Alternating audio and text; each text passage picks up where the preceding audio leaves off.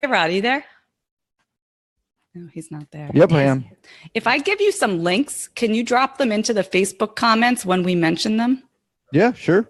All right. There's 3 blurbs, one for each sponsor, and you could just copy and paste it and put it into the comments, like, when the first time that we mention it. Because it's all like all these codes and shit that nobody can probably write down fast enough. Oh, okay. Michelle, you sound like you have a little cold too. I got a little frog in my throat. Those frogs, man. Don't be eating those frogs. It's the winter time. Wintertime's coming around, so everyone's getting it. Got to get your T3, yo. Feeling healthy and good. Hey, I'll take a little frog in my throat. That's nothing compared to what these kids bring home from preschool. That's true. I was sick all the time.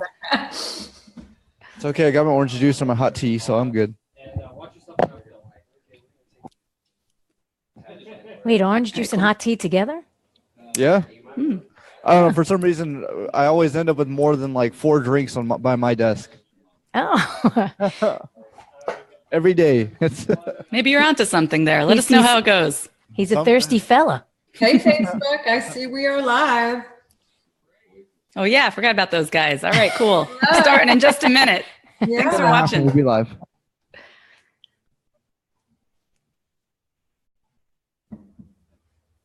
Oh, yeah. It's looking good over there.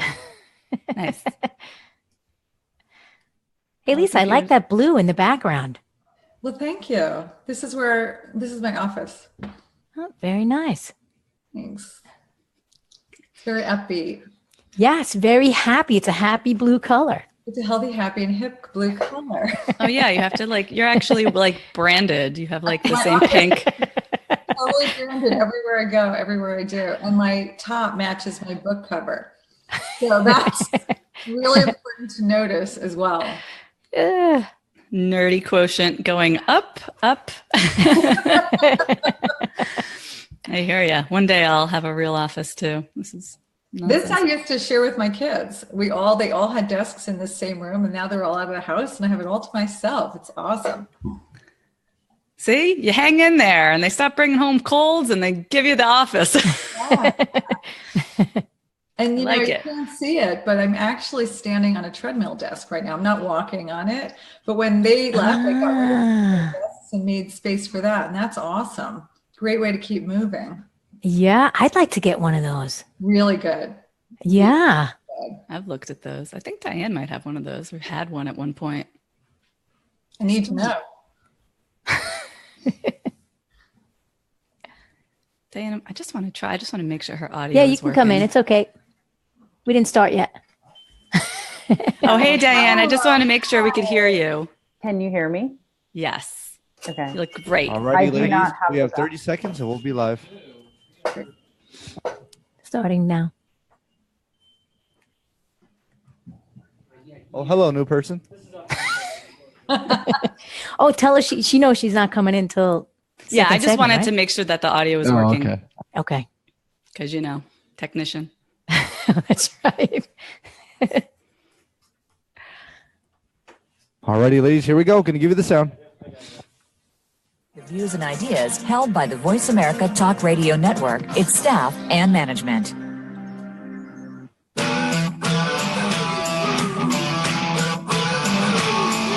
When you hear so many different ideas about good health, how do you separate the myths from the facts? Welcome to Healthy View Radio with your trio of co-hosts, Andrea Beeman, Lisa Lutan, and Michelle Fennighaus. Today, you'll learn what it takes to be healthy and happy within a stressful world from 3 experts walking their talk. Here is Lisa, Andrea, and Michelle. Hello, everybody. Welcome to Healthy View Radio. This is our 6th episode. This is number 6. We're excited. I'm Michelle Fennighaus, and I'm here with my co-hosts, Andrea Beeman and Lisa Lutan. And today we are talking about perfectionism, which is a topic near and dear to my heart. Perfectionism can seriously derail your efforts at health and in life, I would venture to say.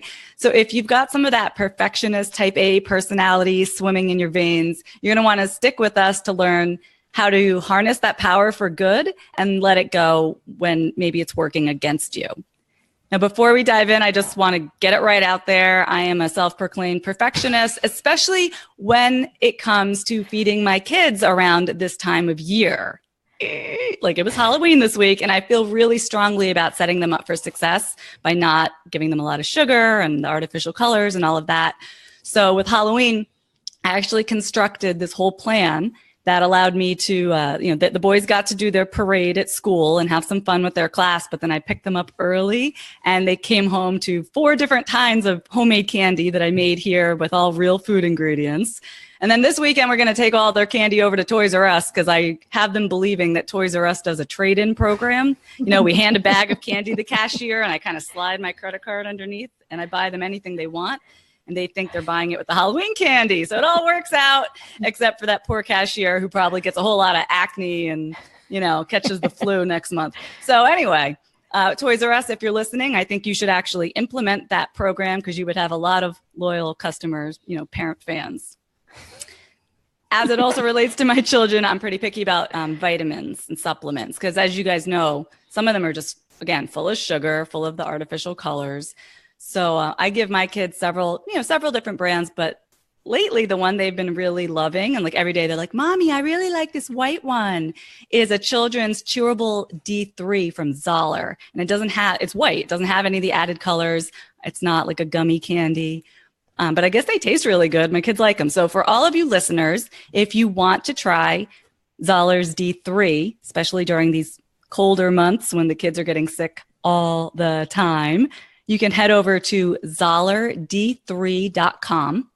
We'll put the link and the discount code into the show notes, and we'll drop it into the Facebook live stream that's happening right now. Or listen up and write this down. Go to zollerd3.com. That's ZAHLERD,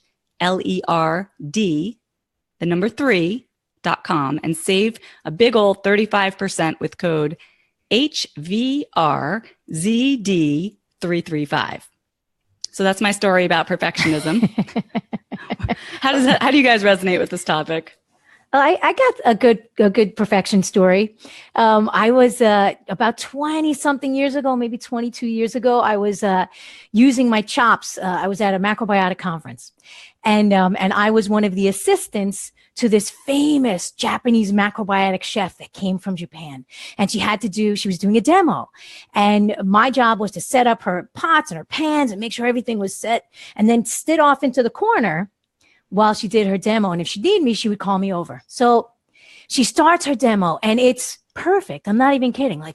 She's talking about cabbage and carrots, and she had cabbage and carrots in each of the dishes. And she was talking about the difference between oil sauteing on the cabbage and the carrots and how that affects the food and how it affects the body. And then she did steaming of the cabbage and the carrots. And then she did water saute of the cabbage and the carrots. And it was perfect. And everybody was learning so much. And there was like 400 people in the audience. And I'm sitting there and I'm like, gosh, she's so smart. And then all of a sudden, I smell something burning. And I'm like, oh, they told me to sit here in the corner, but I can't really sit here in the corner. Something's burning on stage, right? So I get up and I start walking toward her and she looks at me like, what are you doing on stage? And I'm like, oh my God. Something's burning in there. And I just went to the pot that was obviously the flame was way too high. And I just turned it off, right? And she continued, she just got right back in track and she continued with her lecture and it was really great. I mean, it was perfect, right? So after the lecture, we finish and everybody says, oh, thank you so much, blah, blah, blah. And I see her at the end and I'm like, oh my gosh. I said, that was great. It was really good. You did fantastic. And she goes, no, almost like she picked up the chef knife and was going to Harry carry herself. She goes, no, I burned the vegetables. I said, no, it's okay. Everybody burns vegetables. It's okay. And she goes, no. She was so traumatized, like she couldn't even holding her stomach. No, the vegetable burned. And I said, listen, look, you just gave 400 people permission to get into the kitchen, right? So everybody's afraid to get into the kitchen because they think they're going to burn something. And now this famous chef comes and burns something in the kitchen. You just gave them all permission. And she goes, maybe.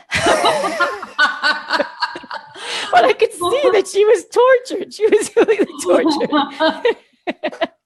So I have to tell you, I was all prepared to tell you that I've been thinking about this topic, and then I'm not really a perfectionist because I work my butt off and I prepare really well, but then I kind of let it flow. But after hearing that story, Andrea, I am so that person. Like everything will go right. And that one little thing that went wrong, I will be like, I screwed that up so badly. And of course, nobody else cares or notices. So guilty, like totally guilty too. And why do we do that? Why do we focus on the one tiny thing when all the great things that are going well, we just poo-poo? Is it just human nature to find the thing that's not going right and try to fix it? I don't know. Maybe it's an evolutionary thing. Yeah, like I think we forget that we're perfect, like as we are, right? We forget that. And then, you know, like, and perfection comes in with its flaws, right? So like, you know, you look at like, I forget what the saying was, like the vase that has the crack in it is the one that lets the light in or something like that, right? Mm-hmm. So, you know, like we're perfect, even with these little nicks and crannies and, you know, cuts and all that stuff. But we forget that. And we focus on the little tiny thing. I could have done that better. I could have done this better. And it's all nonsense. It's all talk in the head that you just should wipe it clean. What are you guys noticing about this topic, you know, with your clients? Like, what did you notice this affecting how they show up in the world or how they're, you know, gaining some momentum with their health or not? Yeah, I mean, I see it all the time. I call it black and white. It's like they're either on the plan or off the plan, and there's no in between. And the minute they feel like they've fallen off the plan, it's like, oh, there I go, instead of living in that gray middle, you know, land. And that's probably one of the biggest things that I work with my clients is just, it doesn't have to be perfect. It just has to be moving in a good direction and, you know, getting a little bit better each time, right? Yeah. And I notice with my clients that they have a tremendous amount of guilt, right? So when they show up and they say, you know, I didn't do this and I didn't do that and I didn't, you know, start to beat themselves up, I always pull them back and I say, okay, let's focus on what you did do, right? Let's focus on the stuff that you did get to, because that's, you know, that's important. And that's going to propel you forward, right? That positive energy. Yeah, I did make my bed, or I did brush my teeth, right? Or I did whatever I did, you know, I did drink a glass of water. That's going to help pull you forward. Whereas when we're thinking, well, I didn't do it right and I didn't do this right, I can't possibly ever do this. And then they just quit and they want to give up. And then I have the students, you know, like the students that want to be health coaches, and they are so afraid to give a class or a lecture because it's not perfect. Mm-hmm. So they'll stop their business. I can't possibly do this. I'm not ready for this. I need to take another class. But, you know, they have the information that they need and they don't realize that the getting into the habit of actually doing the thing that they are afraid of, that's not going to be perfect. Oh, it's not going to be perfect. They're going to throw tomatoes at me. I don't know what they're thinking, right? Heads of cabbage. I'd be like, great, grab the cabbage, cook it, bring it home. But, you know, like everybody has their stuff. And the truth is, in reality, I think that when we can share our own imperfections, it just shows everybody that we're human and that we get it. And if you're always perfect, you're not relatable in any way. I mean, isn't it boring, those people that have like the most perfect life and nothing's ever wrong? Like, I'm so not into that. I'd much rather have somebody with a little bit of like, you know, I'm having this, you know, like that's real to me in real life. And like, be human. That's who I want to connect with. I don't want to connect with that person that everything is perfect all the time. I find that really boring. Oh, good. We can hang out then. That'll be just fine. This is reminding me of a client that I had who was, you know, and many of my clients are this way. A lot of the type A ladies, for some reason, I don't know why, are attracted to working with me. I really can't figure that out. But, you know, if I said, I want you to eat, I didn't say this, but if I said, I want you to eat only 200 calories a day, I want you to only eat quinoa and kale, you know, she would do it. Like, oh my God. You know, these are like rule followers. Okay, I mean, I'm exaggerating, but you know, like rule follower kind of women. And so they'll be like, well, I did this and I did that and I did other thing and I had this other thing on my list here and you know, and you can kind of hear it in the pace of their voice. It's very, very, very fast. And then they're like, and I just don't know why I'm not losing weight. Mm-hmm. And so it makes me really think about that connection between the stress that we put on ourselves with perfectionism is like any other stress in life. It's like stress from toxins. It's like stress from a toxic relationship or your boss at work or whatever. Stress is stress, and it leads to that inflammation. And after that comes all the weight and all the disease. So I think it's a really important topic, especially for all my ladies out there. Yeah. And, it's interesting. When I was, oh my gosh, had to be like, I want to say 18 years ago, I was running in Central Park, and I don't run often, right? So maybe that was my last run. I don't know. I'm running in Central Park, and this guy runs up next to me, and we're talking, and he's like, "What do you do?" I'm like, "Well, I'm a health coach." And, and he goes, "Well, what do you want to do?" And I said, "I want to teach people and, get a television show and teach people all this information and be on radio and all." And he goes, "Well, you can't be on television." And I said, "Why not?" He goes, "Because your bottom teeth are crooked." Snaggle teeth. And I said, "You're telling me that I can't be on television because my bottom teeth are crooked?" I said, "No." I said, "That's your own hang up." I said, because he was an actor. So in the acting world, you have to have this perfect, not all of them, but there's this perfect look and the perfect eyes, and you can't get a wrinkle. Look what happens to the women, right? In the acting world, you can't get a wrinkle on your forehead. You can't have any little squeegee lines here or anything like that. No, God forbid you get gray hair. Oh my God. No way. Yes, they throw you away. You're no longer perfect. So, I laughed at the guy and I said, "No," I said, "I'm not worried about my little snaggle teeth. It's not going to stop me." And, I've had like Fed Up. We shot 53 episodes. I was on Top Chef. I had a show called Wise Up. I'm on TV all the time with my little snaggle tooth. Nobody ever noticed. That's the cool thing. Yeah. They didn't yank you off the air immediately. I mean, maybe we should shut down your video right now. Well, on the Dr. Oz show, they did say, "Listen, you got to go see the dentist before you get it." No, I'm kidding. Don't you think like Facebook Live has been such a great medium to get over your perfectionism? Like when I first started doing that, like friends would call me and like, "So great you're doing that, but your circles are looking really dark there." And you're and I was like, "Thanks," and they're like, like maybe you should tilt your computer a little funny. And like, I'm like, "Thanks," and it's like, I'm like, "Hey, I'm doing it." And that's what it was. It was just keep doing it and like letting it go out the window, all that perfectionism, and just getting more comfortable. And I kind of feel like we have to do that with so many areas of our life. Like, who cares? Who cares if your kids are not perfect, and if your marriage is imperfect, and if your outfit is imperfect? Like, it's so much pressure that we put on ourselves to be these super women. And it's like, we got to let it go. It totally sucks to be too much of a perfectionist, right? But I'm interested in hearing from you guys. When has being perfect, quote unquote, or trying to be perfect actually served you really well? Can you think of an example? Let me see. Well, I'm perfect right now. So it's working out. It's totally working. I'm perfect exactly as I am, with my little eye booger here and my snaggle teeth. It's all good. I was thinking about when I was struggling with a lot of digestive issues and anxiety when I was in my 20s. And for a while, I followed a very, very strict no sugar, no dairy. I mean, there was a lot of stuff I cut out of my diet. And I was very strict about it. You could say I was a perfectionist about it. And in the short term, I do think it served me because it allowed my body to heal. I think sometimes with recuperating from problems, it helps to really stick to a certain diet. And of course, long term, that's not going to work out, but there's sometimes a time and a place for that. Would you agree, disagree?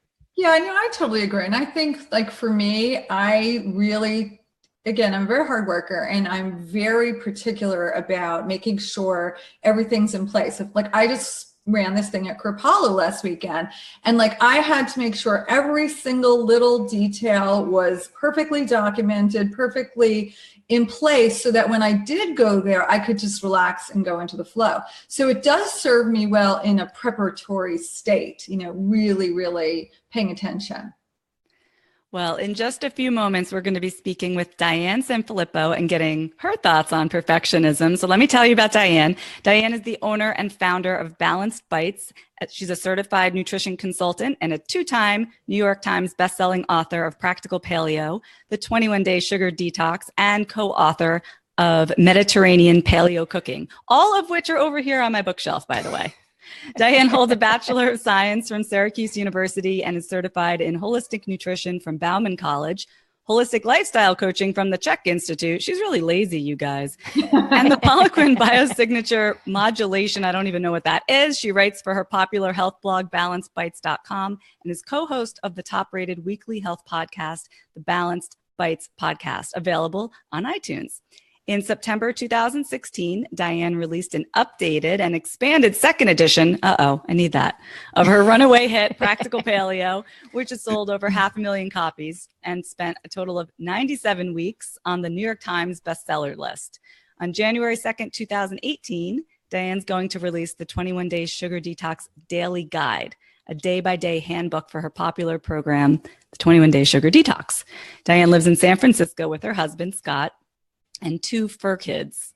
And Diane is a powerhouse. You guys, she's a powerhouse. She and I started our nutrition businesses about the same time. And it's been really amazing to watch her grow and sort of really own the space within the paleo world. And we're both Jersey girls, so watch out because sometimes there's big hair involved. All right. So before we go to break, I want to thank our sponsor, Giovanni Cosmetics. If you're looking to upgrade your hair care products to something a little more eco-chic, check them out at giovannicosmetics.com/HVR, where you can get a $2 coupon download. And we'll put that link in the show notes. All right, we'll be back with Diane Sanfilippo, author of Practical Paleo, in just a minute. Stay with us. All clear. Thanks, A-Rod. That was perfect. Yep. And Facebook Got about friends, a minute and a half. Facebook friends, just keep hanging on. We'll be back soon, but this is our break. You get to see what goes on behind. Diane's here. My hair is small for you today. I know. Hi. Hi. Let me, and in true perfectionism form, I have pajamas on. So. Oh, very nice. We like You're, it. you're appropriately attired. Yeah. But I mean, the hair does not straighten like that without some work, some perfectionism, right? No. Oh, are you a curly girl? This was just dried and slept on. Are you serious? Yeah. Oh my God, you guys, if I just dried and slept on my hair, you would kick me off the air. You'd be like, Michelle, you come back when you don't look like you're I homeless. literally put on, well, we'll talk about it. I put on lipstick. A little bit of lipstick, and it looks like I really tried. Looks good. It's a nice shade. Where do you live? What part of the country? I live in San Francisco. Oh, that's right. Michelle said that. Oh, so, okay. And your last name is Sanfilippo? Mm-hmm. Okay. Sanfilippo from San Francisco. Say that 10 times Well, I'm fast. from New Jersey, but I live in San Francisco. Good Cool. stuff. And it's early there, so thank you so much for joining us. Oh, that's right. It's like 9:30, right? The pajamas were the clue. Well, sometimes I'm in my pajamas at 12 o'clock. Not as telling as I'd like. No, I never do that. No. Not at all. If I wanted to put on clothes, I'd go get a Alrighty, office ladies, job. here we go. We're coming back. You're listening to Andrea Beeman, Lisa Lutan, and Michelle Fennighaus with Healthy View Radio. Do you have a question or comment for the show?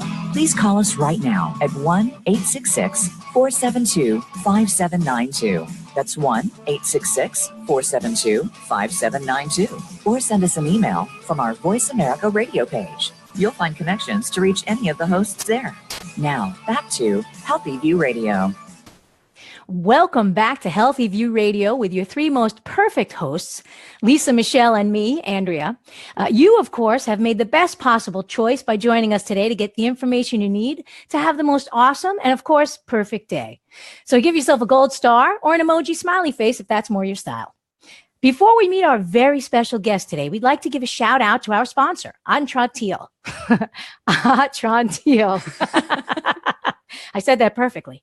If you've got bloating, constipation, distended belly, or are feeling extra farty, and you're seeking perfect digestion, check out Atrantil. It naturally supports your digestive health. You can find out more about Atrantil at lovemytummy.com/HVR. That's lovemytummy.com/HVR. And you get a 10% discount from us because we love you. So today, our very special guest is Diane Sanfilippo, the owner and founder of Balanced Bites, and 2-time New York Times bestselling author of Practical Paleo, the 21-day Sugar Detox, and co-author of the Mediterranean Paleo Cooking. She's a paleo kind of gal and is going to share with us some perfect paleo predicaments. And that's an alliteration for those of you that don't know. But before we travel back in time to the Stone Age, we're going to ask Diane some questions so we could get to know her better. So hello, Diane. How are you doing today? Hi, I'm great. Thanks for having me. Oh, good. Thanks for coming on. So we want our guests to know you a little more intimately. And one of the ways to do that is to find out, what did you have for breakfast this morning? That's a good one for right now. So for the last 2.5 weeks, my husband and I have been testing out some intermittent fasting. So we have been fasting for about 16 hours from after dinner until essentially we don't have breakfast. We try and get all of our good calories in an 8-hour feeding window. So I have had some coffee with some coconut milk and a little bit of MCT powder because fat technically doesn't really break the fast. Something that won't spike insulin shouldn't break the fast. But so yeah, I did not eat breakfast. Did you say an 8-hour feeding window? Like as if you Yeah. were a little coming up to the trough? Yeah, it's really just more about if you're going to fast, it's about like punctuating when you eat in order to give your body time to reset between when you're eating and when you're not. And I know as health coaches, we kind of go through a million different iterations of things that may work for some of our clients and not. And, you know, so many people came up on the low fat diet where they had to eat every 2 hours or they were going to pass out and freak out. And I was one of those people years and years ago. And then people go into the whole super high fat keto. And, you know, it's just about finding what works for you and what feels good for you. And my husband and I have different goals with it. So we just, you know, wanted to give it a try. And I'm like, hey, if he's going to try it, he's not usually a nutrition experimenter. So if he was ready to try it, I was like, all right, we're doing it. So we're doing it and we're feeling pretty good. So. Oh, that's great. I'm actually a big proponent. I love fasting, especially if like there's a little sickness or a little cold coming on. I just stop eating. And usually it clears up very, very quickly because the body doesn't have. Yeah, and the body doesn't have to put any energy toward digestion. It goes right to healing. Okay, so second question, little cutie. What's the one thing you do every day that has the greatest impact on your life? I would say it's about attitude and just being grateful for little things in my life. I don't have children. I hear you all talking about your children. I don't have children, but I really think, and I think I get this from my mom, so I thank her, but I try to have a childlike wonder about certain things and just find joy in really small things. So we live sort of near the water here in San Francisco, and most days we walk the dog in the morning. Some days my husband works early, so we don't, but I just really take a lot of pleasure and feel almost like a tourist in my own city. And I try to enjoy those moments and not let them sort of pass me by. So partially learned from my mom, who I joke is a little bit Pollyanna-ish sometimes. And also Oprah, like of all people, for, you know, the wealthiest woman in the world to talk about how much she loves her trees. I really take inspiration from that. I'm like, look, we all can recognize what holds value for us and how we view our own success. To me, I feel successful when I can just be happy with my life the way it is. Even if I'm constantly working and striving to achieve things with my work and get things done because I'm excited about it, I don't feel unsuccessful or unhappy now, even if I have those goals. So for me, that's part of what I think keeps me healthy. It's just about a mindset. Oh, that's great. See that plant back there? That's one of my kids. So I don't have kids either. I have many plants. Yeah, you just water them. They're really easy to care for. You don't have to pay for college. Last question. Well, for this segment, what is your guilty pleasure? Come on, rice cakes. What do you got? Real Housewives, all of them, almost all of them. Real Housewives. Good one. New Jersey, Beverly Hills, Orange County, New York. That's it. Oh, that's funny. Okay, so now we're just going to chit chat about some stuff. So I'm going to ask you, what do you think? What do you say to people who ask you about the perfect diet? Because our topic is about perfectionism today. Yeah. So obviously, as somebody who has written a book that is arguably the best-selling book technically on the paleo diet, or with the word paleo in the title, I'm often asked about that, or what is the optimal way to eat for humans. And, I think coming from that background, people would assume that I believe that eating paleo is like the perfect or the best way to eat. And I do think, as Michelle was talking about, getting a reset or something where, or like the 21-day sugar detox, where you have a period of time where you kind of strip out things that most people know are probably not great for everyone all the time, every day. I definitely don't think that there's one perfect way to eat for everyone. I think everyone has to find what works for them. And I think the biggest thing, and again, this is something you guys were talking about, I think the biggest thing is that people need to take responsibility and pay attention to how they feel, and take responsibility to make choices about their own life based on how they feel with different foods coming in and different balances of those foods. And I think that what ends up being perfect is the thing that feels, and I'm saying that with finger quotes for anybody not watching, air quotes. I say that I think that what would be perfect for people is to find something that doesn't make them feel crazy, that doesn't make them feel guilt when they eat something or don't eat something, and that allows their body to feel at ease and in a place where they're sort of just maintaining whatever healthy balance is for them. There's no, set body fat percentage that's perfect to achieve or any of that. So I think the topic of perfectionism is really funny because I'm an extremely detail-oriented person. I will find errors in work and things that are 1 pixel off, as Michelle probably knows, or a shade of a color that's not right.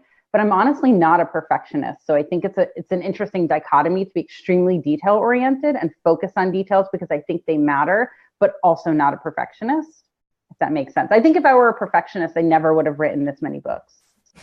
Diane, one thing I love seeing from you is when you hashtag something like not paleo, don't care, you're like eating white rice or you have your gel nails or something. Could you just speak to like how you're helping people get over the fact that they have to be perfect on this diet? I think it's a little bit about diet and nutrition, but I think it's a lot about personality and setting an example. So while I'm not a parent to children, I see a lot of what I do with my own team, like Team Balance Bites and the women that work on my team, as well as the people who follow my work through things like social media and the podcast and all of that. I think it's just about setting an example of what's real. And it's part of my wiring and my personality. I don't have it in me to care about being perfect. I put lipstick on to come on your show today because I wasn't going to really put a ton of effort into it. But I'm like, if I put some lipstick on, it'll look like I put in effort. I'm in a hooded sweatshirt. I'm definitely not wearing a bra. Oh, yeah. But if we were Oprah, you would have got dressed if we were Oprah, right? Oh, yeah. I had a nice outfit on.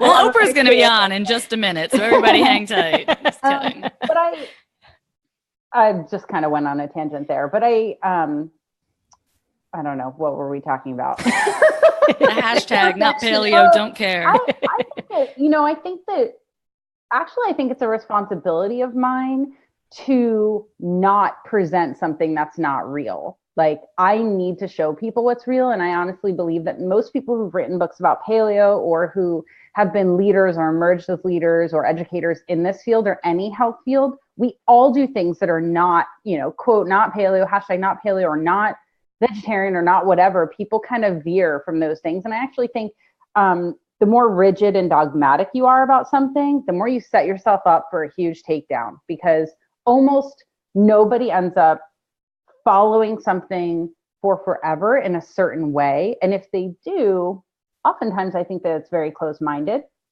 and it is religious. And it's no disrespect, but I'm just not a religious person, because I think being open-minded and having options, again, that's just part of my personality, is important to me. Like having choices is important to me. So if I got pigeonholed and someone was like, well, you can't not eat paleo because you've written this book and it's like this best-selling book on paleo. I'm like, no. Let me tell you how it's going to be. So I think it's partially just personality. But I want to give people permission to eat paleo if they want to, but not feel like it's the only way to be healthy. Does that make sense? So when the book first came out, were you in such a good place, or was this an evolution over time? Because I'm imagining you're getting all this attention. The book is all about paleo. It was probably still like kind of a new concept at that point. And here you're going to be interviewed. Were you already saying, no, I don't really eat paleo all the time? Or is that something like over time you've just gotten more comfortable with your authenticity? I think it's a little bit of both. I think I was probably eating much more strictly paleo in the very beginning. But even in the book, you know, I have a guide to food quality, and I talked about quality of dairy, and dairy is not strict paleo, because my background as a holistic nutritionist, as you guys know, it's not about one way of eating that's perfect and right for everyone. And I do believe that real whole foods, whatever those are going to be, are optimal. There are certain things about different ways of eating that I really don't believe scientifically are ideal for humans. Like, I do not think that avoiding all animal foods is optimal for human health. Doesn't mean I'm going to tell someone they're wrong for doing it. I'm just not going to be able to support them on that journey. But I feel like I probably still would have had like a gluten-free treat or something at that point, even when the book first came out. I just don't think that writing a book about one topic means that that's the only thing that you can believe is true. And again, I think that does come from like this non-religious mindset about things. Like, if someone believes that their religion is the only truth, then they are not exposed to what the entire world is about. You know what I mean? So I think that's why having that dogma has never really been my thing. And the thing is, social media has made things really different too, because it's kind of opened the world up to seeing more of my personal, like, here's what I eat every day. And when the book first came out, Facebook existed and Twitter existed, but Instagram did not exist when this book first released, or at least it was in its total infancy. Actually, I remember opening the Instagram account the summer when this book came out. So I think that look at my life wasn't quite what it is now, you know? So, yeah. So what are some of the biggest struggles that you find when people take on a paleo diet, or, you know, any kind of diet? What are some of the biggest struggles that you come up on? I think there are some practical struggles. I think a lot of people are not prepared to change what they're eating. And this is extremely true of something like the 21-day sugar detox. Most of the people who, quote, fail on it, who fall off or get a few days in, maybe 4 or 5 days in, and then they kind of fall off. The biggest thing is that they're just not preparing themselves, and they think it's not a big deal, or they don't want to think it's a big deal, which I can appreciate, you know, not trying to get all crazy about it. But at the same time, I'm like, when I tell you you need to prepare, I mean, you need to prepare. So I think that can be a really big hindrance for folks, and just not thinking ahead or putting certain attention on it, you know, to realize what it's going to take. And then the other part is probably what I refer to in the new book as OPTF. I don't know if my editor is letting me abbreviate it.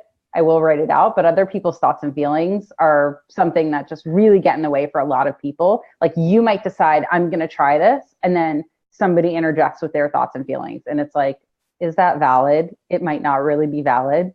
And I think that gets in the way. Yeah. So let me ask you something about that 21-day sugar detox. Does that include honey? No sweeteners whatsoever. And, you know, I think it's funny because as you guys have noticed, like, I'm really not a perfectionist, but I do think there are times when folks need some structure or framework for a reset for themselves. And I'm happy to be that person because of the fact that I'm not a perfectionist, or I'm not dogmatic about the rest of their year. You know what I mean? If they want to come do this for 3 weeks, I'm not like, I want you to do this all year. I want you to experience this for 3 weeks and then, you know, move on. So Oh, it's great. Well, Diane, you are a wealth of knowledge, and you're perfect in your expression of that knowledge that you're sharing with people in the world. Where can people find you? They can head over to balancedbites.com. Also, my podcast. I guess if you guys like this type of content, like listening, we've got a show that's been going for more than 6 years now. Wow. So definitely check that out. So balancedbites.com. And then what's your website? That's it, balancedbites.com. Oh, that's it? And then 21daysugardetox.com as well. Folks are interested in the 21-Day Sugar Detox.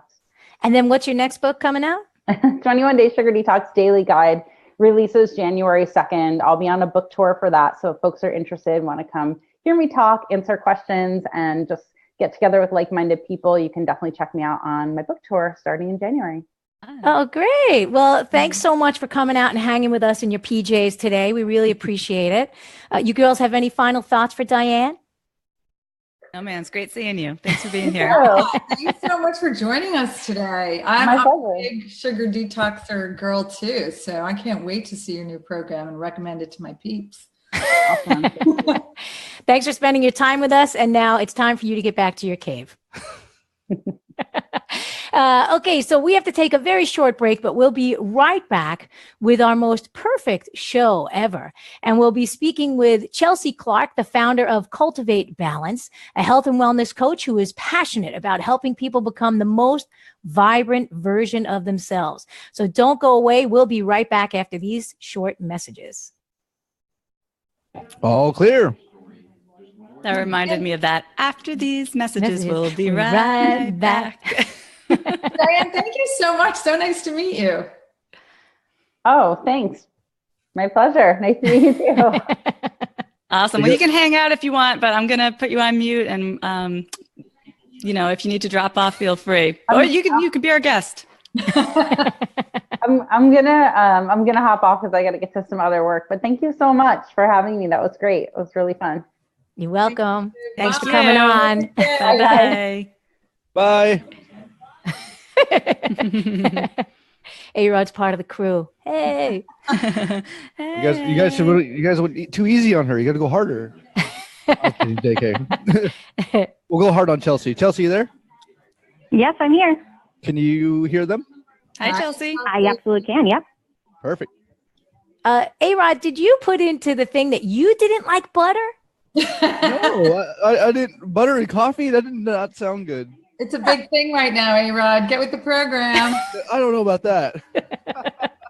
Well, maybe you can mix it with the orange juice instead. Butter and orange juice. Yeah. Since you got that too. I don't know why everyone who does intermittent fasting gives up breakfast. Like, can't we just give up dinner instead? Yeah, you could totally give up dinner. I love breakfast. It's like so exciting when you wake up. I think it's just easier sometimes to push. You push it anyway if you're going to go to brunch. Sometimes you just push breakfast. Right. And breakfast is breaking the fast. You're supposed to not eat at a certain point at night, and you break the fast in the morning. Coming back. Here we go. You're listening to Andrea Beeman, Lisa Lutan, and Michelle Fennighaus with Healthy View Radio. Do you have a question or comment for the show? Please call us right now at 1-866-472-5792. That's 1-866-472-5792. Or send us an email from our Voice America radio page. You'll find connections to reach any of the hosts there. Now, back to Healthy View Radio. Hey guys, welcome back to the show. This is Lisa. I'm having a blast here with Andrea and Michelle. And we just interviewed Diane Sanfilippo on talking about perfectionism.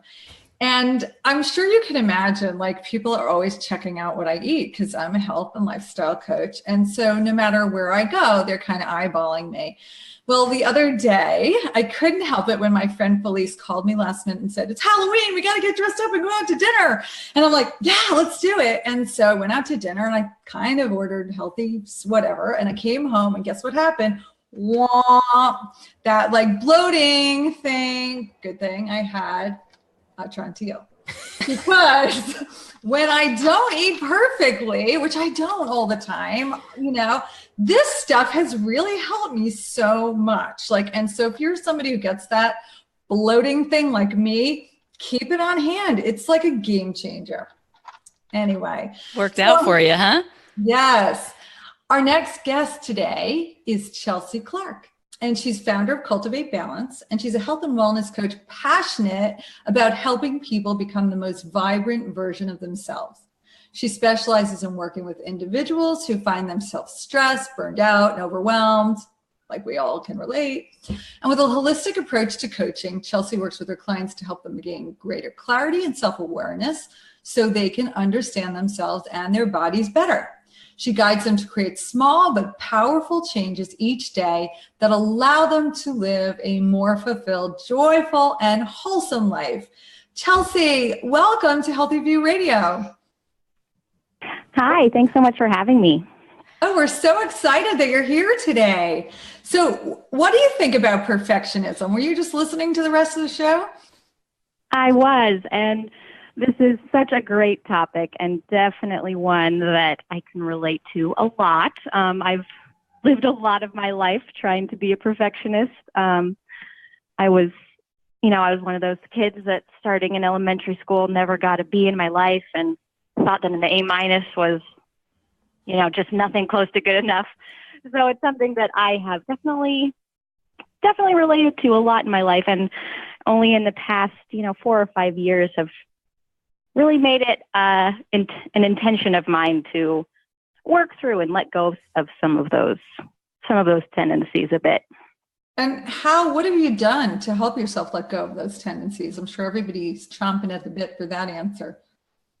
Yeah, well, a lot of things, and just so much of it has been taking a good look at my own perspective on life and the way I look at things, and slowing down a lot has been a big thing for me. Slowing down and using mindfulness techniques to think about where I am now and becoming a lot more okay with just where I am now. I think somebody mentioned that earlier, just feeling like right now is enough and right now is successful, even though I might be striving towards goals and dreams down the line. Really thinking about right now so much more and focusing on what I have going for me right now and being really grateful for what I have now has been really huge for me personally. Great attitude. Tell us how you got involved in this world of helping people feel better. Yeah, and that actually relates some to this topic as well. So I have, for over a decade, battled with chronic migraines and chronic fatigue, and really that has changed my life entirely. They were really debilitating. Those conditions were really debilitating and kind of knocked me off my feet. And this all came through the time when I was being such a striving perfectionist and trying to,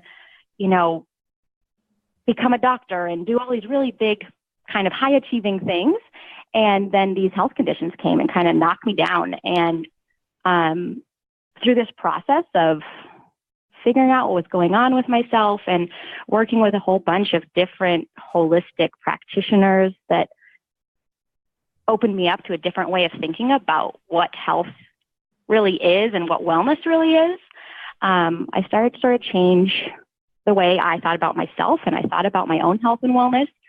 And through that process, I started to think about how can I help other people on their journeys like I am on my journey right now. And so I did do some of that slowing down and some of that thinking about what I really wanted and what I really thought was important and what I wanted to do in the world. And I found health coaching, and it has been the most wonderful fit for what I want to do and the impact I want to make on people's lives. And also just how I believe in what the beliefs I have in terms of what health and wellness means, and how looking at our whole lives and making small changes here and there and in different areas, not just in nutrition or in exercise, but in the way we look at things and the way we live our lives and the way we relate to others. And that's kind of my journey to becoming a health coach. That's awesome. Totally. Yeah. Awesome. So, I noticed on your website, I was checking you out, and you really like to help people live a healthy, balanced life. And I think that word balance is kind of confusing sometimes. We don't really know what balance looks like because it looks a little different for everyone. So how would you describe what a balanced life looks or feels like? That's such a great question.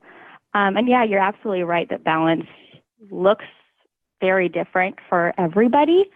And I think you kind of nailed it when you asked, what does it feel like? And I think a balanced life feels calm, and we feel calm in ourselves when we're in a balanced life, and we feel connected to ourselves and the people around us. And I think it, to me, a lot of the balance reflects lower states of stress and lower states of feeling overwhelmed. And we end up feeling just more fulfilled and more okay. Like I mentioned before with myself, of feeling kind of more okay with where we are now. And we feel a little bit more vibrant and a little bit more happy and a little bit more healthy the more balanced we become. And so for different people, that means different things. It might mean focusing on the work-home balance, which is a big thing for a lot of people, or it might mean giving more time to yourself to have quiet time rather than more social time. It can balance. I think the balance can come between so many different factors, whether it's balanced eating or balanced exercise, maybe doing more yoga and less intense physical activity for a certain person. I think it can really mean addressing so many different factors depending on what comes up and what is really at the forefront for each person. You know, it's interesting, Chelsea. I noticed that you said right now quite a few times, that the balance comes right in the moment right now. And, you know, good health comes right now. And I just keep thinking of this old Van Halen song. You know, it's like, right now, hey, it's your tomorrow. Right now, hey, it's everything. Right. So if we stay right here, right now, which is what you're bringing to people, wow, what a great experience. Oh, absolutely. I believe in that so much. I have, there's one of my favorite quotes, and I'm probably going to get it wrong, but it's, there are 2 days in the year that nothing can be done. One is yesterday and one is tomorrow. And it's a great one. That's a great one. Super great quote. Yeah, it's one of my favorites. Something? Oh, so I'm curious what a balanced day in the life of Chelsea looks like. Yeah, that's a good question too. And some of these habits have just been something I've implemented over the last year or so. And so one of the first things I do every morning is I get up and go for a walk, and I walk for about 30, 40 minutes. On that walk, I get some hills in and different exercise. I'll listen to music. I'll call my mom, so I get some social connection in there in the morning. I work from home, so social connection is kind of big for me, and being creative with that. So that's my first thing I do, which is one of my favorite habits. One of the best things I do all day is go on that big walk in the morning. Then I get home and do some work on my computer, and I make sure to take breaks and eat my meals. I eat smaller meals, a little bit, spaced out throughout the day. I do yoga every afternoon around 3 to 4. I do yoga, which has been a really big thing for me in my health and my helping my migraines specifically. And try to make some time for a little bit of creative time, some writing time, and some quiet time for myself. I might go on a second walk just if it's nice outside, and take some quiet time. It's sort of, walking is almost like a meditation for me. So that's been a huge, huge part of finding balance in my life, is the mindful movements in my life. Sounds very relaxing, actually. I'm coming over, Chelsea. Yeah. I know. I know that. Yoga every day at 3. Wow. I know, it sounds like you're on a retreat, and then I go for another walk, and then I have a massage. Do you get maybe a massage in there? Maybe you should be working from home. You can make your schedule the way you want it. It's wonderful. It's Yes. We've kind of worked from home for me to have that time. That's how my work from home looks like. I'll tell you that. I need some tips. So I'm curious, Chelsea, when you do work with clients, are you working one-on-one? Are you working in groups? What's it looking like for you right now? One-on-one right now. So I work with clients one-on-one. And I offer different coaching packages, but I work one-on-one, hour sessions at a time. And we set up the package that works for each person and what their goals are. Mm-hmm. Cool. And when you're coaching people, are you walking them through this type of stuff, like, about finding balance, or what is it that you're really doing when you're coaching? Yeah, definitely all about finding balance. Some of the first things we do are look at all the different areas of that person's life and how fulfilled they are in different factors, and address and identify what's coming up for them as some of the most out of balance pieces, and then work towards their goals in those areas, and always taking into account how they relate to the other pieces. And something actually, and this came up when I was thinking about the topic of perfectionism. For a lot of clients, it starts off as sort of, okay, I need to, if I want to say they want to start meditating, I need to meditate every day for 30 minutes or an hour every day. And what a lot of clients come to realize is that it doesn't have to be that all or nothing approach. And like you guys have talked a little bit earlier on this show, is smaller, simpler things, that smaller changes can make such big impacts. So a lot of my coaching is about that, is figuring out what those smaller changes are going to be that can make the biggest impact for someone. It doesn't have to be that all in, all perfect, do it all right or not. There's a lot of room in the middle for big transformation. Yeah, like Lisa, you were saying in the beginning about, I feel like we all have to really help our clients live in ourselves. Come on, and ourselves, be more comfortable living in the gray areas of life. Because whether it's sticking to a diet or an exercise routine, or how much you're stressing out about work, life is not black or white. But for some reason, we get it in our heads that it is, and that we have to always be on, or we have to always be perfect. But really, life is 99.99% living in that gray area in between. That's a huge part of how we're working with people. Am I right? Totally. Oh, absolutely. That's so huge. Yeah. Well, Chelsea, it sounds like you're doing great things in this world. And what's your website, and what are you working on? Tell people how they can reach you.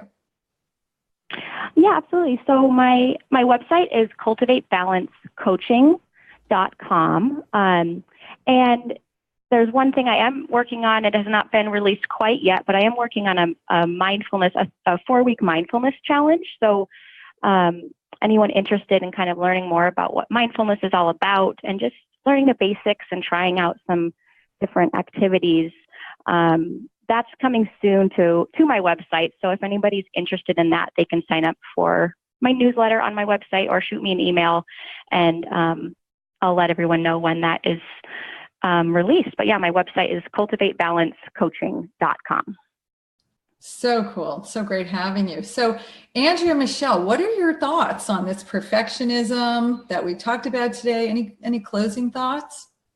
Well, I feel like I got to go on more walks. I mean, there's no reason why I shouldn't be taking walks. You guys should see how beautiful it is outside right now. The work can wait. I agree.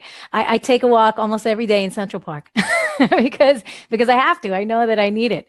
But in the big scheme of things, I think what Chelsea hit on, and what our other gal Diane hit on, was that it's very important to be in the right here, right now, and in the present moment. That's where the perfection is. So you take a deep breath in and just, okay, I'm alive. Here I am on the planet. Everything's okay. It's all good. It's perfect. And our sound engineer walks his cat in the mornings. That's great. So yeah, and if you need a little hit to get to the here and now, put on Van Halen right now and just rock it out. I think all roads lead to here and now, right? And that's why we meditate, to teach us how to be in that here and now and not be such a perfectionist. But you guys, first of all, Chelsea, thanks so much for being on the show today. Thanks again. Well, thank you so much. It was so much fun. Oh, awesome. And check us out. You guys can now check us out here on voiceamerica.com, on Facebook, on YouTube, and on iTunes. We are everywhere. So, and please spread the word and have a beautiful, mindful, and not too perfectionist day. Take care. Bye, everybody. Bye. We lost A-Rod. Okay, let's